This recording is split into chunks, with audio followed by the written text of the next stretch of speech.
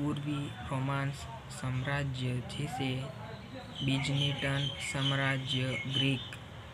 वासिलिया रोमांसियाने के रूप में भी जाना जाता है, पूर्वी मध्ययूरोपीय क्षेत्र में रोमांस साम्राज्य का एक हिस्सा था, जो 4वीं से 15वीं शताब्दी ईस्वी तक चली और इसकी राज्य स्थापना 395 ईस्वी में सम्राट थियोडोसियस ने द्वारा रोमांस साम्राज्य के विभाजन के बाद की गई थी, जिसमें उनके बेटे आर्कडियस पूर्वी भाग के शासक बने, जिसे पूर्वी रोमांस साम्राज्य के रूप में जाना जाता है। साम्राज्य की राजधानी कॉन्स्टेंटिनोपल अब इस्तांबुल थी और उसे जिसका स्थापना साम्राज्य को कॉन्स्टल करा और उसने 309 में उसकी 313 में ईस्वी में और प्राचीन शहर बिजानेटियम की साइट पर की गई थी और कॉन्स्टेंटिन नेपोलियन 1000 से अधिक वर्षों तक साम्राज्य का राजनीतिक, आर्थिक और सांस्कृतिक केंद्र बना रहा। बिजनीट साम्राज्य रोमांस और ईसाई सभ्यता के रक्षक के रूप में अपने भूमिका के लिए जाना जाता है, जिसमें रूढ़िवाद ईसाई धर्म के प्रसार को संभव बनाया और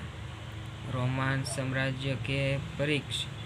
भाग को तबाह करने वाला और बर्बाद आक्रमणों को लहराया गया और बीच रोमांस कानून और वहीं से संस्कृति को बनाए गया रखा है। पूर्वी रोमांस साम्राज्य की सबसे बड़ी उपलब्धियों में से एक है और रोमांस कानून का साहित्यकरण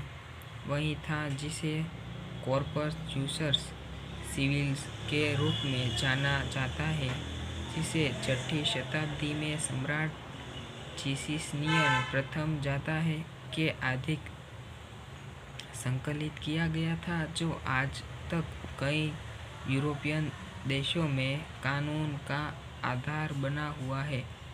पूर्वी रोमन साम्राज्य को एक बहुत ही बड़ा चीतिया साम्राज्य के और उसके सामने परिपक्व किया जा सकता है, जो एक ईसाई साम्राज्य के रूप में उभर सिद्ध ही युवानी तकरी में पूर्वाभिमुख था और उसके सामने राज्य भी था, इसलिए सम्राट ने इसके शामिल हो गया और 1453 में एक ग्रीक रूढ़िवादी राज्य के रूप में अपने 1000 साल के इतिहास का अंत कर दिया। एक साम्राज्य जो एक राज्य बना गया और लगभग शब्द के आधुनिक अर्थ में एक ही 7वीं शताब्दी की अरब है और उसे लगता है कि और लंबा बाढ़ और राष्ट्रीय बल की जैसे 15वीं शताब्दी में बिजनेटियन के राज्य के